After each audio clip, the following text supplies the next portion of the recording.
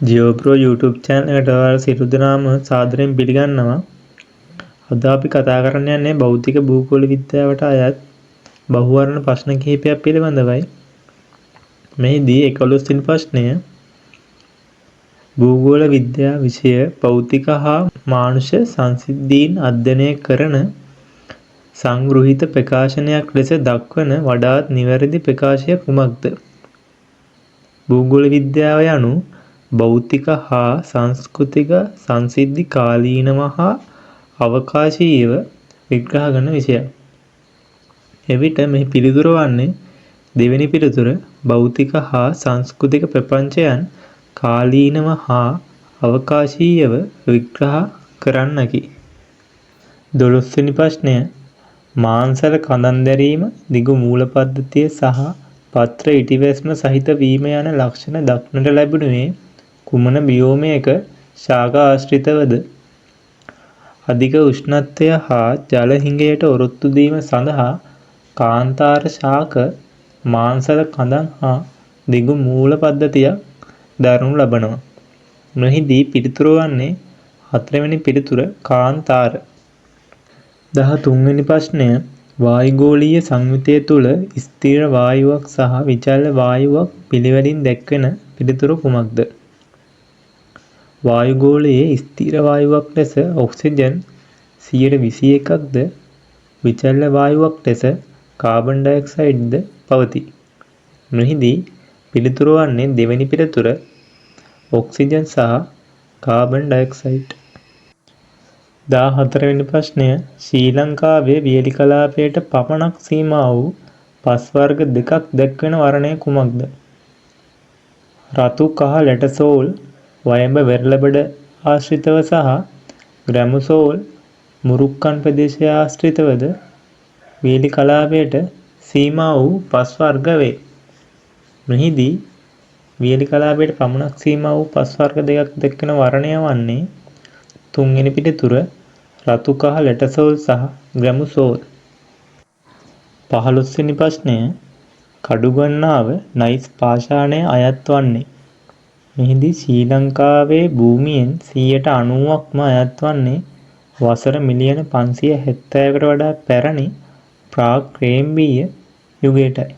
මෙහිදී කඩුගන්නාව නයිස් පාෂාණය අයත් වන්නේ ප්‍රාග් ක්‍රේම්බීය අවධියට. මෙහිදී පිළිතුර වන්නේ 5 වෙනි පිළිතුර. 16 වෙනි ප්‍රශ්නය ශ්‍රී ලංකාවේ නිවර්තන වර්ෂා වනාන්තර පමණක් ඇතුළත් පිළිතුර තෝරන්න. මෙහිදී පළවෙනි පිළිතුරේ තියෙන්නේ සිංහරාජ, කන්නැලිය, රූණකන්ද, රම්මලේ කන්ද. මෙම සියල්ලම ලංකාවේ නිරිතදිග තෙත් කලාපයේ පිහිටි පහත රැට වැසි වනාන්තර වේ. එවිට මෙහි පිළිතුර වන්නේ පළවෙනි පිළිතුර.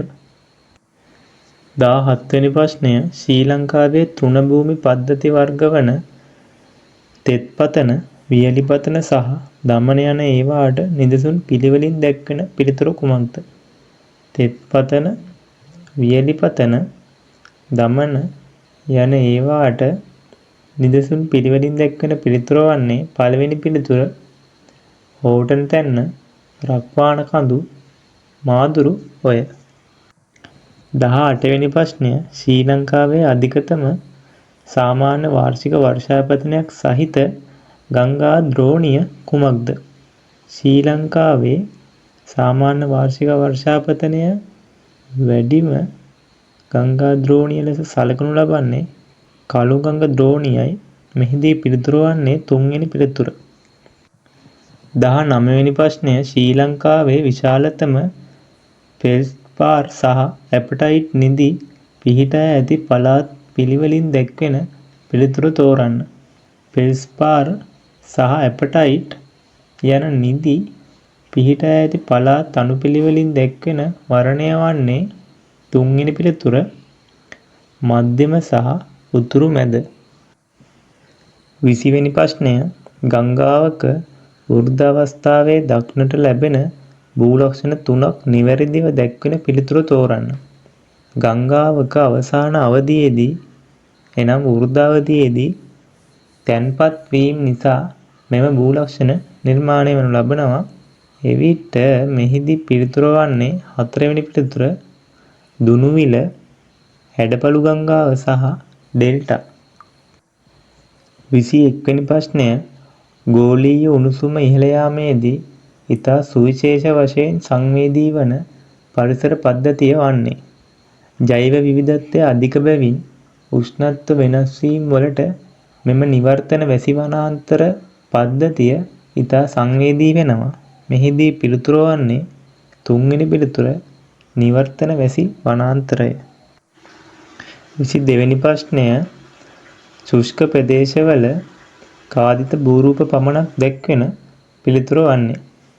මෙම සුළංකාදන නිසා ශුෂ්ක ප්‍රදේශවල නිර්මාණය වන කාදිත භූරූප ලෙස සොයිගම, යාඩැම්, ඉන්සෙල්බර්ග් යන ඒවා හඳුන්වා දිය හැකියි. මෙහිදී පිළිතුර වන්නේ පස්වෙනි පිළිතුර. 23 වෙනි ප්‍රශ්නය කෙපන්ගේ දේශගුණ වර්ගීකරණයෙහි AF වර්ගයට අයත් වන ප්‍රදේශයක් වන්නේ කුමක්ද? AF යනු නිවර්තන වැසි වනාන්තර දේශගුණයයි. ඊට අයත් වෙන්නේ කොංගෝ සහ ඇමර්සන් ද්‍රෝණි. මෙම පිළිතුරු අතරින් හතරවෙනි පිළිතුරේ කොංගෝ ද්‍රෝණිය දක්වා තිබෙනවා. මෙහිදී පිළිතුර වන්නේ හතරවෙනි පිළිතුර. 24 වෙනි ප්‍රශ්නය පහත දැක්වෙන ශ්‍රී ලංකාවේ ගංගා අතුරින් දෙවන විශාලම පෝෂක ප්‍රදේශය සහිත ගංගාව වන්නේ. විශාලතම පෝෂක ප්‍රදේශය මහවැලි වන අතර දෙවැනි පෝෂක ප්‍රදේශයේ අයත් ගංගාව වන්නේ මල්වතු ඔයයි. මෙහිදී පිළිතුර වන්නේ තුන්වෙනි පිළිතුර. 25 වෙනි ප්‍රශ්නය වායුගෝලීය සාමාන්‍ය සංසරණයෙහි ප්‍රධාන වායු පද්ධතීන් දැක්වෙන නිවැරදි පිළිතුර තෝරන්න. මෙහිදී වෙළඳ සුළං, බටහිර සුළං, ද්‍රව සුළං යන පිළිතුර දෙවෙනි පිළිතුරේ දක්වා තිබෙනවා. මේවා පෘථිවියේ ප්‍රධාන පීඩන කලාප අතර හමන ස්ථීර තුලම් පද්ධති වනු ලබනවා. මෙහිදී පිළිතුර වන්නේ දෙවෙනි පිළිතුර.